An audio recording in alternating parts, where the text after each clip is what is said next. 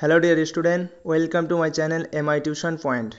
তোমরা যারা এই বছর জিএনএম এএনএম এর এক্সাম দিতে যাচ্ছ তাদের জন্য এই চ্যাপ্টারটা প্রচুর ভীষণ ইম্পর্টেন্ট। ওকে, তো এই চ্যাপ্টার থেকে দেখো আমি আজকে তোমাদের 30 কোশ্চেন করাবো। এটা হচ্ছে পার্ট 1 এই চ্যাপ্টারের। এর পরবর্তীতে আরও নেক্সট ভিডিও আসবে। এই চ্যাপ্টারটা অত্যন্ত গুরুত্বপূর্ণ, অনেক কোশ্চেন আসে এই চ্যাপ্টার থেকে। তো ভালো করে মন দিয়ে চ্যাপ্টারটাকে পড়ো এবং কোশ্চেনগুলো সলভ করার চেষ্টা করো। অ্যাট ফার্স্ট তোমরা আগে নিজেরাই অ্যান্সার বলার চেষ্টা করবে, তারপরে আমার পরে আগে অ্যান্সার দেওয়ার চেষ্টা করবে কমেন্ট সেকশানে। ওকে, আর তোমরা যদি চ্যানেলে নতুন থাকো তো অবশ্যই সাবস্ক্রাইব করে নিও যাতে নতুন ভিডিওগুলো তোমরা তাড়াতাড়ি পেয়ে যাও। তো চলো তাহলে আজকের ক্লাস স্টার্ট করা যাক। চ্যাপ্টারের নাম হলো তোমার বংশগতি ও কয়েকটি সাধারণ জিনগত রোগ। তো এটা ভীষণ ইম্পর্টেন্ট চ্যাপ্টার। এটা ভালো করে একটু বেশি বেশি করে কোশ্চেনগুলো প্র্যাকটিস করবে। এই চ্যাপ্টার থেকে অনেক ভালো ভালো কোশ্চেন আছে। ওকে, তো চলো তাহলে শুরু করা যাক। ফার্স্ট কোশ্চেন দেখো, ফার্স্ট কোশ্চেন আছে বংশগতির জনক কাকে বলা হয়? বংশগতির জনক, তাহলে দেখো বংশগতির জনক আমরা জানি বংশগতির জনক কাকে বলা হয়। দেখো অপশান আছে Charles Darwin, Gregor Mendel, Lamarck, Watson. তাহলে দেখো বংশগতির জনক বলা হয় তোমার গ্রেগর জন মেন্ডেল। ঠিক আছে, তিনি একজন খ্রিস্টান ছিলেন, খ্রিস্টান একজন পাদ্রী ছিলেন।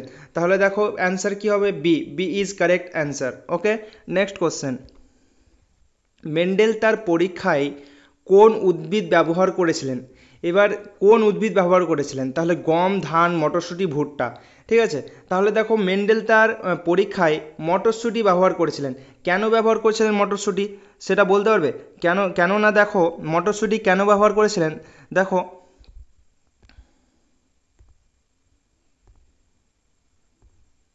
ওকে ওয়েট এক মিনিট। মটরশুঁটি কেন ব্যবহার করেছিলেন? দেখো মেন্ডেল মটর গাছ ব্যবহার করেন, প্রধান কারণ ছিল, এর কারণগুলো কি? মটর গাছ কেন, আরও তো অন্য অন্য গাছ ছিল, সেগুলো কেন ব্যবহার করেনি, মটর গাছ কেন ব্যবহার করেছে? তোমার এইভাবে এগুলো অপশানে থাকবে, লেখা থাকবে নিম্নের কোনগুলি মটর গাছের মানে নিয়েছিল কিসের জন্য। তাহলে চারটা অপশান থাকবে, তিনটে ধরো থাকবে ভালো মানে সঠিক থাকবে আর একটা ভুল থাকবে। তাহলে রংটা তোমাকে খুঁজতে হবে, বা একটা ঠিক থাকবে বাকিগুলো রং থাকবে। তো এইভাবে এই কোশ্চেনটা দিতে পারে, তার জন্য এটা একটু লাগিয়েছি। দেখো গ্রেগর জহর মেন্ডেল মটর গাছ ব্যবহার করেন, প্রধান কারণ ছিল কয়েকটি সহজ পর্যবেক্ষণ বিপরীত বৈশিষ্ট্য থাকে। ঠিক আছে, মটর গাছের কয়েকটি সহজ পর্যবেক্ষণ, খুব সহজেই পর্যবেক্ষণ বিপরীত বৈশিষ্ট্য থাকে। ঠিক আছে, যা সহজে প্রয়োজন করে। ঠিক আছে, এবার দেখো একটি প্রচুর পরিমাণে প্রজন্ম হয় মটর গাছের, দেখবে 8 মাসের মধ্যে একটা প্রজন্মই হয়ে যায়। ঠিক আছে, তাহলে এটা খুবই কম সময়ের মধ্যে, ওই যেহেতু পর্যবেক্ষণ করবে তার জন্য কি কম সময়ে অনেকগুলোই লাগবে, প্রজন্ম লাগবে। তাহলে একটা ভাবো, একটা গাছকে যদি নেই, ওই যদি 20 বছর পর যদি ওর প্রজন্ম হয় তাহলে কি ওটাকে পরীক্ষা করতে পারবে? কারণ ওর যে পর্যবেক্ষণ করতেই তো ওর 20 বছর লেগে যাবে প্রজনন যখন করবে। ঠিক আছে, প্রজন্ম, তাহলে তার জন্য মটর গাছকে তিনি চুজ করেছিলেন এই কারণে। আর আরেকটা মটর গাছের বৈশিষ্ট্য আছে, মটর গাছে কিন্তু স্বপরাগযোগ ঘটাতে পারে। ঠিক আছে, তাহলে নিজের হাত থেকে স্বপরাগযোগ ঘটাতে পারবে, তাহলে মটর গাছ তার জন্য নিয়েছে। এই সব কারণের জন্য মটর গাছকে নিয়েছিল মেন্ডেল। ওকে, নেক্সট কোশ্চেন দেখো 4 নম্বর কোশ্চেন, মানুষের যৌন ক্রোমোজোমের সংখ্যা কত? তাহলে দেখো মানুষের যৌন ক্রোমোজোমের সংখ্যা, তাহলে মানুষের অটোজোমের সংখ্যা, তোমাদের আমি যেটা জিজ্ঞেস করে গেলাম মানুষের অটোজোমের সংখ্যা কত সেটা আমাকে বলে যাবে। ঠিক আছে, তাহলে দেখো মানুষের ক্রোমোজোমে 46টি বা 23 জোড়া ক্রোমোজোম থাকে। ঠিক আছে, 23 জোড়া, 44 প্লাস XY। আমি এই 44টা বলছি না কি আছে, তোমাদের আমি একটা কোশ্চেন দিয়ে গেলাম সেটা বলবে। ঠিক আছে, তাহলে XY হচ্ছে যে পুরুষ, আর XX, ঠিক আছে, XX হচ্ছে মেয়ে, পুরুষ বা মেয়ে। তাহলে তোমার মানুষের যৌন ক্রোমোজোমের সংখ্যা কত? 46টি বা 23 জোড়া। তাহলে দেখো option B is correct answer. Next question, বন্ধ্যাত্বতা বা কালার ব্লাইন্ডনেস কোন ধরনের বংশগত রোগ? ঠিক আছে, বন্ধ্যাত্বতা বা কালার ব্লাইন্ডনেস এটা কোন বংশগত রোগ? এটা হচ্ছে তোমার এক্স লিঙ্কড রিসেসিভ মানে হচ্ছে প্রচ্ছন্ন। ঠিক আছে, রিসেসিভ এক্স লিঙ্কড রিসেসিভ হচ্ছে তোমার বন্ধ্যাত্বতা কোন ধরনের রোগ? X linked recessive. Very important এই কোশ্চেনগুলো, আমি যতগুলো এই কোশ্চেন করাচ্ছি খুবই ইম্পর্টেন্ট, খুবই ভালো করে এগুলো করে রাখবে, ঠিক আছে। তাহলে দেখো option C is correct answer. Next question, haemophilia কোন ধরনের বংশগত রোগ বা ব্যাধি? বংশগত রোগ বা ব্যাধি। তাহলে দেখো হিমোফিলিয়া কোন ধরনের বংশগতি ব্যাধি বা রোগ? তাহলে এটাও দেখো, এটাও হবে তোমার এক্স লিঙ্কড রিসেসিভ। তাহলে দেখো এর আগে কি ছিল? বন্ধ্যাত্বতা, মানে কালার ব্লাইন্ডনেস আর হিমোফিলিয়া, এগুলো হচ্ছে তোমার X linked recessive. Colour blindness এবং হিমোফিলিয়া এগুলো হচ্ছে এক্স লিঙ্ক রিসেসিভ। তাহলে option C is correct answer. তাহলে বন্ধ্যাত্বতা এবং হিমোফিলিয়া দুটো আসলো। চলো next question, sickle cell anaemia কিসের কারণে হয়? তাহলে দেখো এটাও very important question, sickle cell anaemia, ঠিক আছে। তোমরা হয়তো পড়েছো, দেখো সিকল সেল অ্যানিমিয়া কিসের কারণ হয়? সিকল সেল অ্যানিমিয়া হয় তোমার ডিএনএ মিউটেশন হলে, ডিএনএ যদি মিউটেশন হয়ে যায় তাহলে দেখবে সিকল সেল অ্যানিমিয়া হয়ে যায়, ঠিক আছে, সিকল সেল অ্যানিমিয়া হয়ে যায়। তাহলে দেখো option A is correct answer. Next question, Down syndrome কোন কারণে হয়? ঠিক আছে, ডাউন সিনড্রোম দেখো এটাও খুবই ইম্পর্টেন্ট। যতগুলো আমি কোশ্চেন নিয়ে আসছি খুবই পরীক্ষায় দেখবে প্রিভিয়াস ইয়ার এসে এর মধ্যে থেকে কোশ্চেন এসেছেই, ঠিক আছে, তো ভালো করে পড়ো। দেখো তাহলে দেখো ডাউন সিনড্রোম কিসের জন্য হয়? ঠিক আছে, ট্রাইজোমি অর 21তম ক্রোমোজোমের ট্রাইজোমির জন্য এই ডাউন সিনড্রোম হয়, ঠিক আছে। তাহলে দেখো অপশন এতে আছে ট্রাইজোমি অফ 21 ক্রোমোজোম, ঠিক আছে। তাহলে option A is correct answer, trisomy. চলো নেক্সট কোশ্চেন, ক্লাইনফেল্টার সিনড্রোম ক্রোমোজোমের সংখ্যা কত? তাহলে দেখো ক্লাইনফেল্টার ক্রোমোজোমের সংখ্যা হয়ে যায় তোমার, ক্লাইনফেল্টার মানে কেমন দেখতে হয় জানো? মানে থাকবে মেয়ে কিন্তু একটু একটু ছেলের মতো লাগবে, ঠিক আছে। এর ক্রোমোজোমের স্ট্রাকচার এত হয়, ঠিক আছে। দেখো 47 এবং এর ক্রোমোজোমের সংখ্যা হয় 47, ঠিক আছে। 47টি অটোজোম থাকে, 47টি অটোজোম, এবং দেখো 3টি সেক্স ক্রোমোজোম থাকে, ঠিক আছে, 3টি সেক্স ক্রোমোজোম থাকে। দেখো এক্স আছে মানে মেয়ে, আর একটা ওয়াই আছে, তার মানে কি হালকা ছেলের মতন লাগবে। দেখো তাহলে অপশন বিতে আসছে, দেখবে ক্লাইনফেল্টার সিনড্রোমে 47টা অটোজোম থাকে, 3টে সেক্স ক্রোমোজোম থাকে, ঠিক আছে, ভালো করে মনে রাখবে। নেক্সট কোশ্চেন, টানার সিনড্রোম ক্রোমোজোমের সংখ্যা কত? তাহলে দেখো টানার সিনড্রোম, তাহলে ক্লাইনফেল্টারে কত ছিল? 47টা ক্রোমোজোম। টানার সিনড্রোমে থাকে তোমার 45টা অটোজোম এবং এক্স থাকে একটা, ঠিক আছে। তাহলে দেখো 46টাই টোটাল থাকছে, কিন্তু 45টা অটোজোম থাকছে। সাধারণত আমাদের অটোজোম কত থাকে? 44, কিন্তু ওখানে অটোজোম কত আছে? 45, আর একটা থাকবে সেক্স ক্রোমোজোম, সেটা হচ্ছে এক্স, ঠিক আছে। তাহলে দেখো কোন অপশনটার সঙ্গে মিলছে? তাহলে দেখো অপশন এ এর সঙ্গে মিলছে, তাহলে এ অপশন ইজ কারেক্ট, ঠিক আছে। নেক্সট কোশ্চেন, হিন্টুয়াং রোগ কোন ধরনের বংশগত রোগ? তাহলে দেখো হিন্টুয়াং রোগ একটি ক্রোমোজোমাল, ঠিক আছে, একটি ক্রোমোজোমাল ডোমিনেন্ট রোগ, ঠিক আছে। ক্রোমোজোমাল ডোমিনেন্ট মানে হচ্ছে তোমার প্রকট, ঠিক আছে, প্রকট এবং প্রচ্ছন্ন, প্রচ্ছন্ন মানে রিসেসিভ, ডোমিনেন্ট মানে হচ্ছে প্রকট। তাহলে option B is correct answer. Next question, অ্যালবিনিজমের কারণ কি? অ্যালবিনিজমের কারণ কি? ঠিক আছে, অ্যালবিনিজমের কারণ মেলানিন উৎপন্ন যদি বন্ধ হয়ে যায় তাহলে অ্যালবিনিজম হয়, ঠিক আছে। তাহলে অপশন এতে আছে মেলানিন উৎপাদন বন্ধ হয়ে গেলে অ্যালবিনিজমের হয়, ঠিক আছে, অ্যালবিনিজম হয়। তাহলে দেখো option A is correct. Next question, বংশগত রোগ কোনটির মাধ্যমে প্রজন্ম থেকে প্রজন্মে যায়? তাহলে বলো প্রজন্ম থেকে এক প্রজন্ম থেকে অন্য প্রজন্মে কোন জিনিসটা যায়? তোমরা সহজেই পেরে যাবে, বংশগত রোগ। আচ্ছা, এক প্রজন্ম থেকে অন্য প্রজন্মে কি যায় আমাদের? ডিএনএ। তাহলে বলো ডিএনএ যায়, তার মানে ডিএনএর মাধ্যমেই তো বংশগত রোগটা যাবে। তাহলে এর অ্যান্সার কি হবে? ডিএনএ, ঠিক আছে।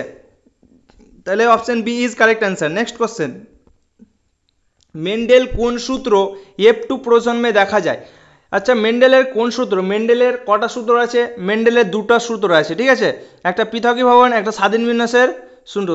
তাহলে দেখো law of segregation and law of independent assignment. তাহলে দেখবে F2 প্রজন্মে দেখা যায় কোন সূত্রে F2 প্রজন্ম দেখা যায়? তাহলে দেখবে ফার্স্ট সূত্র যেটা সেগ্রিগেশন, পৃথকীকরণ, সেই সূত্রতে দেখবে পাওয়া যায়, ঠিক আছে। তোমরা সেই সূত্রতে দুটো সূত্র আছে, সেগ্রিগেশন অ্যান্ড ইন্ডিপেন্ডেন্স অ্যাডজাস্টমেন্ট, ঠিক আছে, স্বাধীন বিন্যাসের সূত্র, এটা হচ্ছে 2 নম্বর, সেগ্রিগেশন পৃথক ভবনের সূত্র। তাহলে পৃথক ভবনের সূত্রে দেখবে F2 প্রজন্ম দেখা যায়। তাহলে option A is correct answer. Next question, thalassaemia কোন কারণে হয়? থ্যালাসেমিয়া কোন কারণে হয়? Very important question. দেখো থ্যালাসেমিয়া গ্লোবিন সংশ্লেষের ত্রুটির জন্য হয়, ঠিক আছে। থ্যালাসেমিয়া কেন হয়? গ্লোবিনের সংশ্লেষ যদি কমে যায় তাহলে থ্যালাসেমিয়া হয়, ঠিক আছে, ত্রুটির জন্য। তাহলে option A is correct answer. Next question, genetics শব্দটির জনককে। দেখো ভেরি ইম্পর্ট্যান্ট কোশ্চেন, জেনেটিক শব্দটির জনককে। জেনেটিক শব্দটির জনক মেন্ডেল হবে না, ডারউইনও হবে না, মর্গানও হবে না, তাহলে অপশন এ পড়ে থাকছে, জোহানসেন, ঠিক আছে, Johannsen is correct answer. Option A is correct answer. Genetic শব্দের জনক কাকে বলা হয়? জোহানসেন। চলো নেক্সট কোশ্চেন, এক্স লিঙ্ক বংশগত রোগের একটি উদাহরণ হলো, তো একটু আগে পড়লাম আমরা এক্স লিঙ্ক একটু আগে পড়লাম না, এক্স লিঙ্ক রিসেসিভ কি পড়লাম? Colour blindness and haemophilia. তাহলে বলো এর অপশন তোমরা দেখতেই পাচ্ছ। তাহলে দেখো এক্স লিঙ্ক একটু আগেই তো পড়লাম, এক্স লিঙ্ক রিসেসিভে দুটি পড়লাম না, একটা কালার ব্লাইন্ডনেস এবং একটি হিমোফিলিয়া। তাহলে বলো এখানে এক্স লিঙ্ক বংশগত রোগ কোনটা হচ্ছে? তাহলে হিমোফিলিয়া, একটু আগেই তো পড়লাম, তাহলে B is correct answer. Next question, বংশগতির মৌলিক একক কি? তাহলে দেখো বংশগতির মৌলিক একক হলো তোমার কি? বংশগতির মৌলিক একক হলো তোমার জিন, ঠিক আছে, জিন ইজ কারেক্ট অ্যান্সার। বংশগতির মৌলিক একক জিন, option B is correct answer. Next question, genetic code কিসের দ্বারা বহন করা হয়? ঠিক আছে, দেখো জেনেটিক কোড, আচ্ছা যোগবে এক প্রজন্ম থেকে অন্য প্রজন্মে কি স্থানান্তরিত হয়? ডিএনএ স্থানান্তরিত হয়। তাহলে জেনেটিক কোড কিসের দ্বারা বহন করা হয়? জেনেটিক কোড ডিএনএ দ্বারা বহন করা হয়, ঠিক আছে, ডিএনএ।